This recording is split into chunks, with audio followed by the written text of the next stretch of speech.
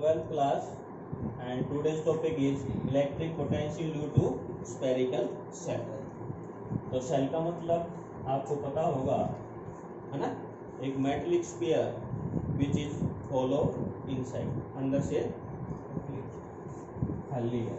ये मान लिया मैंने, this is sphere having radius r and charge is uniform distributed and total charge is q।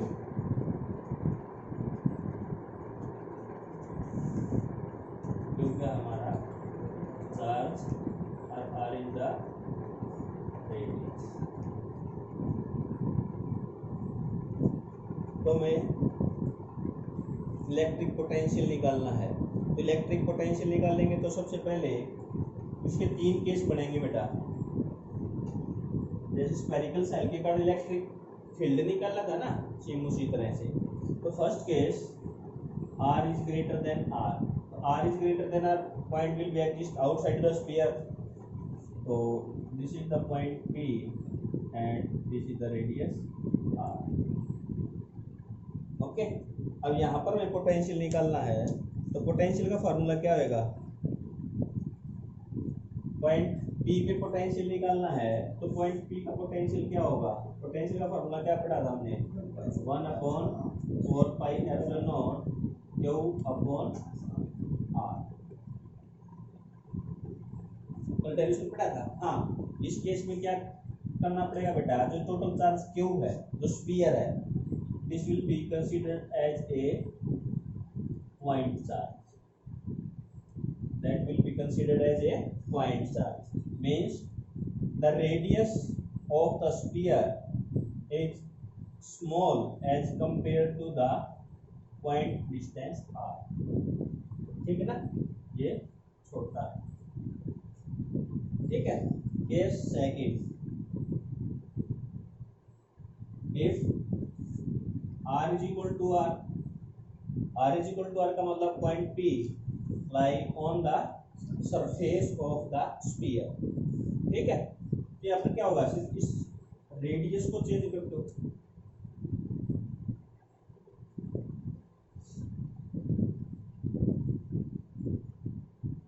ठीक है, ये सिंपल है। हाँ, जो केस नंबर 3 है वो समझने की जरूरत है। r less than means point Q और ये डिस्टेंस r है। ठीक है, अब ये स्फीयर ले लिया, या जैसे ही चार्ज को मैं इस स्फेरिकल सेल के अंदर एंटर करवाऊंगा तो क्या परिवर्तन करना पड़ेगा? अब तक हमने जो यहाँ पर पोटेंशियल निकाला वो क्या है? ये इंफिनिटी से किसी चार्ज को पॉइंट P तक लेके आने के लिए वर्क डन, ये है। सेकंड, किसी भी चार्ज को इंफिनिटी से इसके सरफेस तक लेके आने के लिए वर्क डन, वो सेकंड केस है। अब थर्ड क्या है? किसी भी चार्ज को इसके अंदर पॉइंट Q तक लेके आने के लिए वर्क डन कैलकुलेट करना। ठीक है, सरफेस तक आप कैलकुलेट कर चुके हो, तो जैसे ही आप उस चार्ज को सरफेस के अंदर एंटर करवाओगे तो कुछ एक्स्ट्रा वर्क करना पड़ेगा या नहीं करना पड़ेगा? करना पड़ेगा। क्यों करना पड़ेगा? यहाँ पॉइंट P तक लेके आया तो मेरे को वर्क डन करना पड़ा। क्यों? क्योंकि चार्ज उसको रिपेल कर रहा था। इसके सरफेस तक लेके आया तो मेरे को वर्क डन करना पड़ा, क्योंकि उस चार्ज उसका सरफेस रिपेल कर रहा था। तो जब इसके सरफेस के अंदर पॉइंट Q पर लेके जाऊंगा, इसके सरफेस के अंदर एंटर करते ही क्या कोई रिपेल करने वाला है? नहीं है ना। और second thing, potential is same.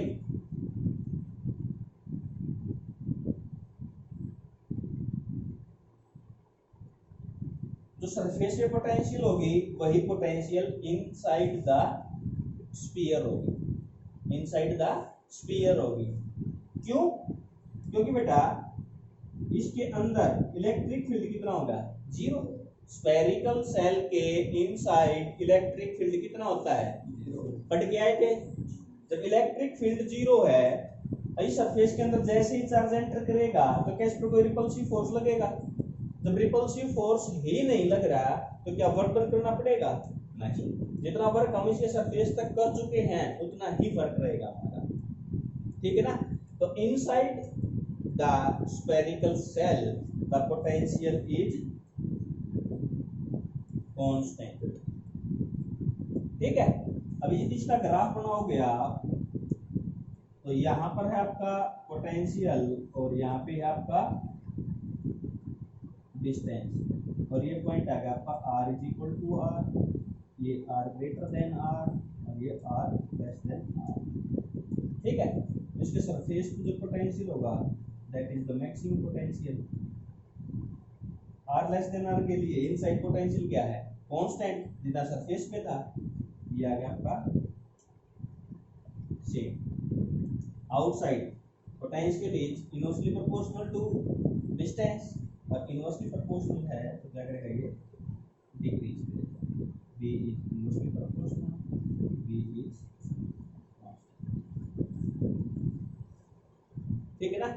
तो स्फेरिकल सेल के कारण potential. Next topic is relation between E and V। E for electric field and V for electric potential, ठीक है। तो सिंपल से रिलेशन की बात करूं मैं, यहाँ पर दो तरीके से देखेंगे बेटा relation.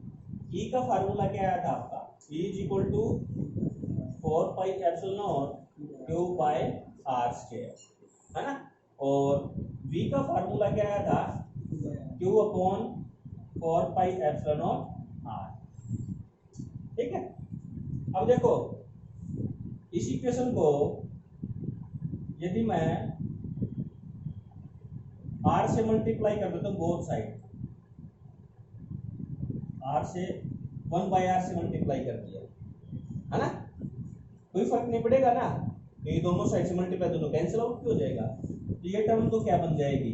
Q upon 4 pi epsilon naught R square, और ये क्या गया V बाय R, है ना।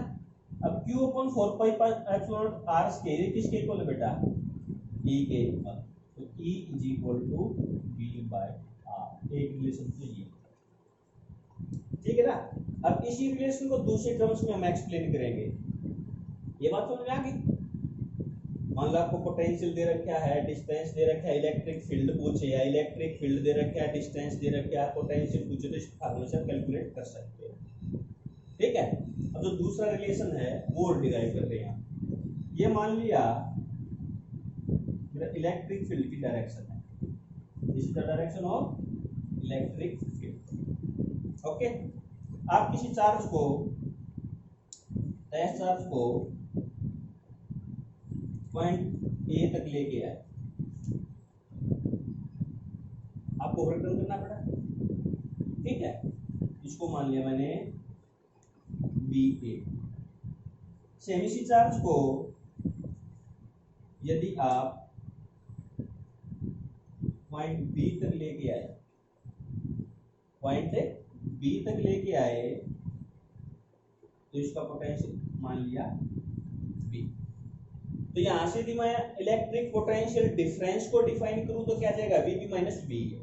लेकिन ये बताओ कि पोटेंशियल पॉइंट ए का ज्यादा होगा या पोटेंशियल पॉइंट बी का ज्यादा होगा? वर्क डन आपको चार्ज को पॉइंट ए तक लेके आने के लिए वर्क डन ज्यादा करना पड़ेगा या पॉइंट बी तक लेके आने के लिए वर्क ज्यादा करना पड़ेगा? बी तक ना, बी तक ना। अब देखो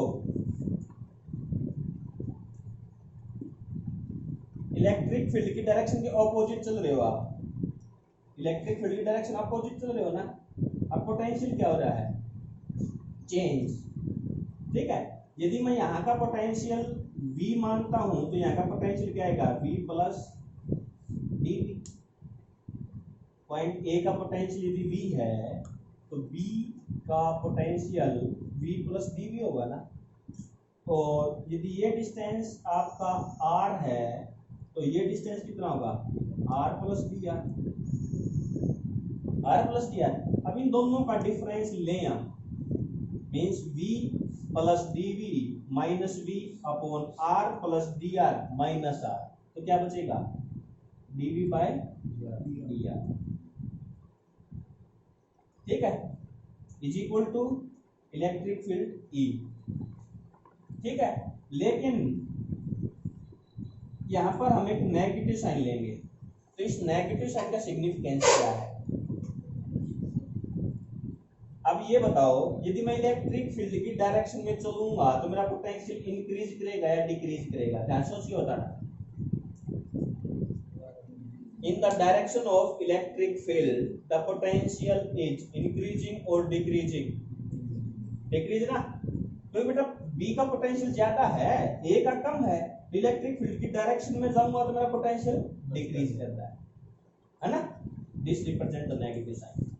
इस नेगेटिव साइन का क्या सिग्निफिकेंस है, in the direction of electric field the potential is decreasing, okay. तो ये क्या आया, change in potential per unit distance आया ना, dv by dr, dv by जहां पर बेटा डिफरेंशिएशन की फॉर्म में हम नोटेशन यूज करते हैं, मतलब क्या rate of change. For example acceleration के लिए क्या करते हैं हम, dv by dt, तो d by dt का मतलब क्या है, रेट ऑफ चेंज।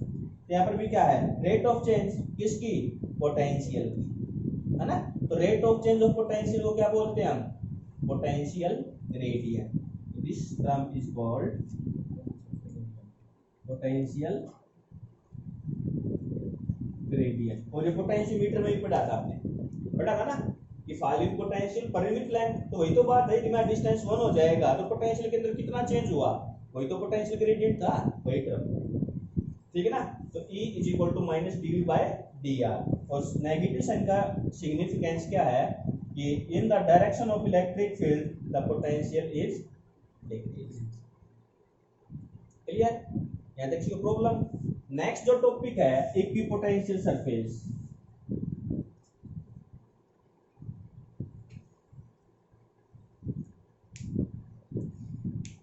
देखो बेटा, नाम से ही पता चल रहा है, इक्वी का मतलब क्या होता है, सेम, पोटेंशियल का मतलब potential.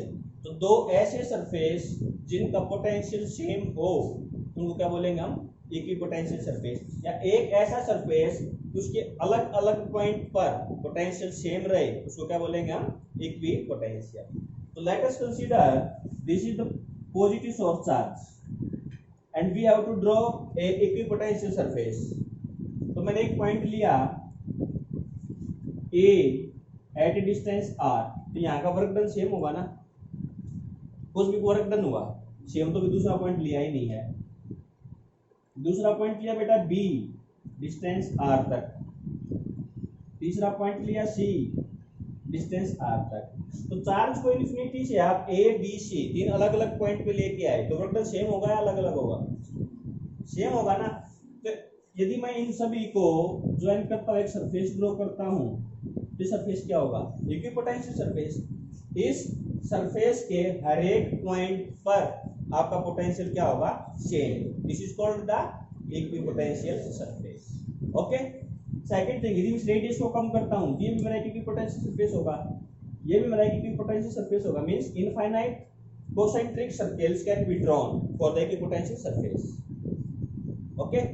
Similarly for the negative source charge, यदि मेरा सोर्स चार्ज नेगेटिव है तो भी इक्विपोटेंशियल सरफेस की शेप सेम रहेगी, ठीक है। सेकंड थिंग, अब बेटा यहाँ पर भी वर्क डन आपका वही है और आपका वर्क डन यहाँ पर भी वही है, सेम वर्क डन था ना।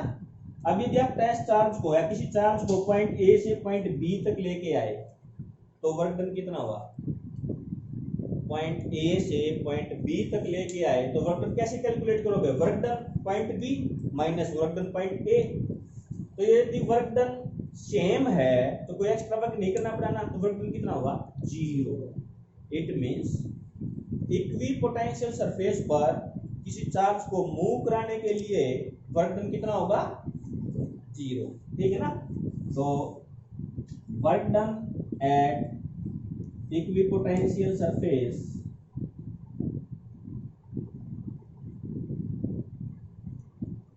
जीरो। ठीक है, तो property of the equipotential surface में और भी प्रॉपर्टी आएंगे। सेकंड थिंग, फॉर एग्जांपल यदि इक्विपोटेंशियल सरफेस के मैं इलेक्ट्रिक फील्ड की बात करूं तो इक्विपोटेंशियल सरफेस हमेशा इलेक्ट्रिक फील्ड के परपेंडिकुलर होगा। इक्विपोटेंशियल सरफेस इलेक्ट्रिक फील्ड के परपेंडिकुलर होगा। ठीक है ना, ये अलग अलग प्रॉपर्टी है। चलो, ये पॉजिटिव सोर्स चार्ज के कारण की पोटेंशियल सरफेस ड्रॉ किया, नेगेटिव चार्ज के कारण ड्रॉ किया, और यदि आपका इलेक्ट्रिक डायपोल है तो इक्विपोटेंशियल कैसे ड्रॉ करेंगे? इक्विपोटेंशियल फॉर डायपोल, ये प्लस क्यू चार्ज, ये minus Q charge, point A B, इसके कारण की पोटेंशियल सरफेस ड्रॉ करना है। ठीक है ना, ये बेटा डायग्राम ड्रॉ करके प्रैक्टिस करनी है, क्योंकि पेपर में 1 मार्क्स या 2 मार्क्स के लिए पूछा जाता है। Draw the equipotential surface for dipole. ठीक है ना, next for two equal charge, दोनों positive positive Q Q charge हैं, इसके लिए इक्विपोटेंशियल सरफेस ड्रॉ करना। जिस तरह से इलेक्ट्रिक फील्ड लाइन ड्रॉ करनी सिखाई थी ना, वे पूछे जा सकते हैं, इसी तरह से इक्विपोटेंशियल सरफेस भी ड्रॉ करनी है आपको। ठीक है, इसके डायग्राम बुक में है, इट इज लर्न करने से समझने की बात नहीं। ठीक है, इसके साथ साथ इसकी property of the equipotential surface, property ये भी याद करनी है।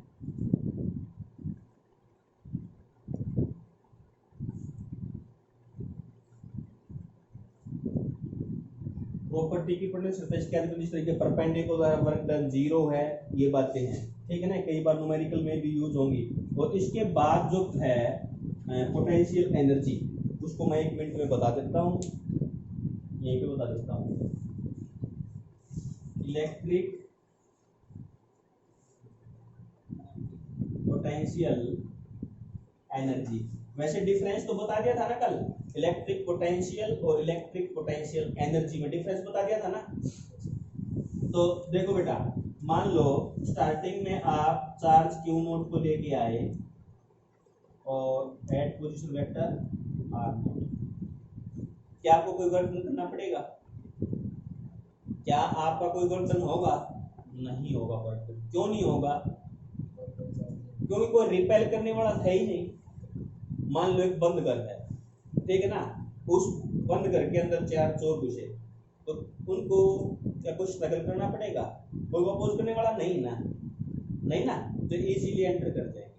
तो सेम इसी तरह से चार्ज क्यू नोट लेके आए, जिसको कोई रिपेल करने वाला था ही नहीं, वहां पर इलेक्ट्रिक फील्ड जीरो था, तो work done for discharge is zero. ठीक है, अब क्या किया, अब चार्ज Q1 को लेके आए, अब चार्ज Q1 को लेके आए तो वर्क डन करना पड़ेगा ना। क्यों? क्योंकि Q नोट चार्ज के कारण इलेक्ट्रिक फील्ड एग्जिस्ट कर रहा है, वहां पे Q नोट चार्ज इसका अपोज कर रहा है। ठीक है, तो मैं वर्क डन कैलकुलेट करना चाहूंगा तो क्या आएगा मेरा 0 मींस पोटेंशियल कैसे आएगा 1/4 पाई epsilon naught Q note Q1 R01, इनके बीच का जो डिस्टेंस होगा R01। क्लियर? अब मान लो Q2 को लेके आए बेटा, ये आ गया आपका Q2 R2, Q2 को लेके आए तो Q1 से ज्यादा वर्क करना पड़ेगा। Q1 से क्यों? अब 2 चार्ज रिपेल करने वाले है ना, तो कैसे कैलकुलेट करूंगा मैं, work done of charge 2 is equal to 0 1 plus 0, है ना, क्योंकि चार्ज 2 को Q1 का भी अपोज सहना पड़ेगा और Q1 का भी अपोज सहना पड़ेगा। एक तो Q2 Q0 का, एक Q2 Q1 का।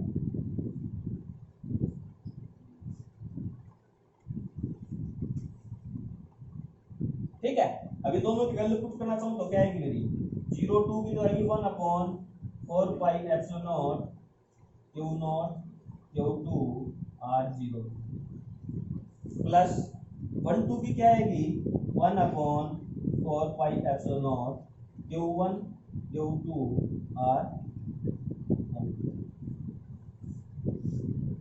ठीक है ना, ये बात समझ में आ रही है। अब इसी तरह से बेटा एक लास्ट और करके दिखाऊंगा। मान लो Q3 को लेके आया, ये Q3 है और ये होगा R। अब Q3 को किस किस का वर्तन करना पड़ेगा, 0 3 1 3 2 3, है ना। अब सभी का अलग अलग कैलकुलेट करोगे, 1/4 पाई epsilon not Q0 Q3 R 03, 13 का 1/4 पाई epsilon not Q1 Q3 R 13 plus 23 का 1/4 पाई epsilon not Q2 Q3 upon R 23। ठीक है। अब यदि टोटल निकालना तो क्या करोगे, सभी को ऐड कर दोगे ना। ठीक है। तो अब टोटल जो आपका आएगा, this is the potential energy, this is the potential energy. वहां पर हम दो चार्ज के लिए पढ़ गए थे सिंपल ये फार्मूला। एन चार्ज के लिए वर्क या पोटेंशियल कैलकुलेट करनी तो इस तरह से करोगे, और इसका जनरल फार्मूला निकालना हो तो समेशन की फॉर्म में रिप्रेजेंट कर देंगे, है ना। और ये बस मेथड है, 2 या 3 चार्ज के लिए मैक्सिमम पूछेगा तो अलग अलग निकाल कर टोटल कर देना, कर लोगे। कोई प्रॉब्लम यहाँ तक, ठीक होता रहो इसको। Potential energy of electric dipole in uniform electric field. जब किसी इलेक्ट्रिक डायपोल को यूनिफॉर्म इलेक्ट्रिक फील्ड में रखेंगे तो इतना तो पढ़ चुके हैं कि उस पर एक फोर्स लगेगा और उस फोर्स के कारण क्या करेगा, वो रोटेट करेगा, है ना। उस फोर्स को क्या बोला था, टॉर्क। टॉर्क कैलकुलेट की थी ना। अब उससे आगे उसकी एनर्जी निकाल लेंगे यहाँ। तो let us consider this is uniform electric field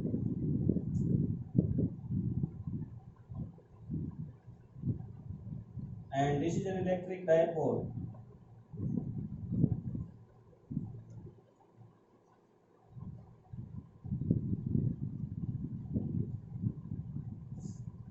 which is making an angle theta with the direction of electric.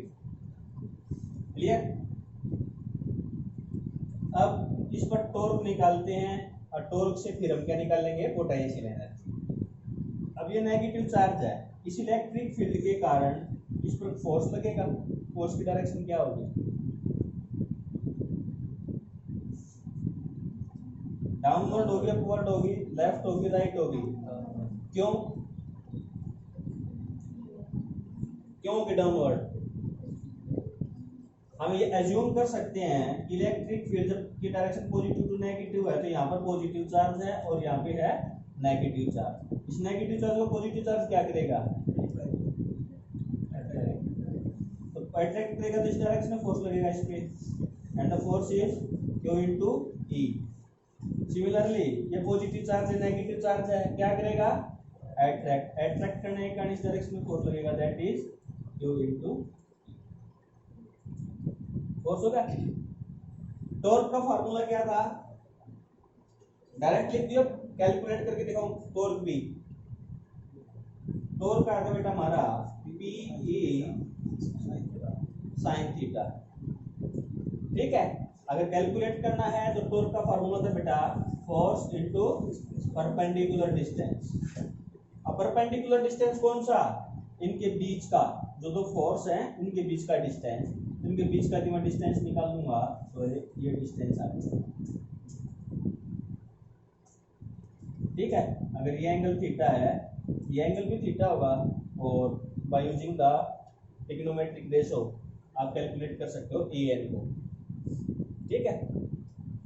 और इसकी जगह QV पुट कर दो, फोर्स की जगह QV आ गया। और जब यहाँ से आप परपेंडिकुलर डिस्टेंस निकाल लोगे तो बेटा ये लेंथ क्या आपकी 2a है ना, तो an कैलकुलेट करना है और गिवन है आपका AB।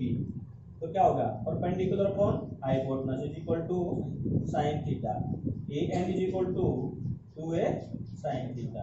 ये वैल्यू यहाँ पे पुट कर दी तो क्या गया 2a sin theta. Q into 2a P जाएगा P G sin थीटा। ये तो डायरेक्ट यूज कर रहे हैं। ठीक है। जब इस पे फोर्स लगा तो मैंने एज्यूम किया कि डायपोल थोड़ा सा डिस्प्लेस हो गई, डिस्प्लेसमेंट मैंने ले लिया डी थीटा। डिस्प्लेसमेंट कितना ले लिया? D theta. डी थीटा क्यों लिया? क्योंकि बेटा ये एंगुलर डिस्प्लेसमेंट है और एंगुलर डिस्प्लेसमेंट को हम थीटा से डिनोट करते हैं और स्मॉल लेने के लिए डी थीटा। तो यदि मेरे को पोटेंशियल एनर्जी निकालनी है तो पोटेंशियल एनर्जी क्या? वर्क डन ही है। पोटेंशियल एनर्जी क्या है? Work done. और वर्क डन क्या होता है? Force into displacement. तो force torque into angular displacement. Clear? तो वैल्यू पुट की PE sin theta into d theta. और टोटल निकालना है तो क्या करेंगे हम? कहां से कहां तक? θ1 टू θ2 एंगल तक। ठीक है, अब इसका इंटीग्रेशन कर दो। PE कांस्टेंट निकल गया और sin का इंटीग्रेशन क्या आएगा? Minus cos theta. θ1 to θ2 minus sign बाहर निकाल लिया तो minus PE cos θ2 minus cos θ1। This is the potential energy. Okay, अब इसके स्पेशल केस ले सकते हो आप कि θ1 is equal to 0 and θ2 is equal to theta. Value put कर दो। ठीक है ना? इसको आप थीटा ले सकते हो, इसको 0 ले सकते हो, 90 लेके अलग अलग केस कैलकुलेट करो, का कर्नल फार्मूला है। ठीक है, तो this is the potential energy of electric dipole in non uniform electric field. Write down.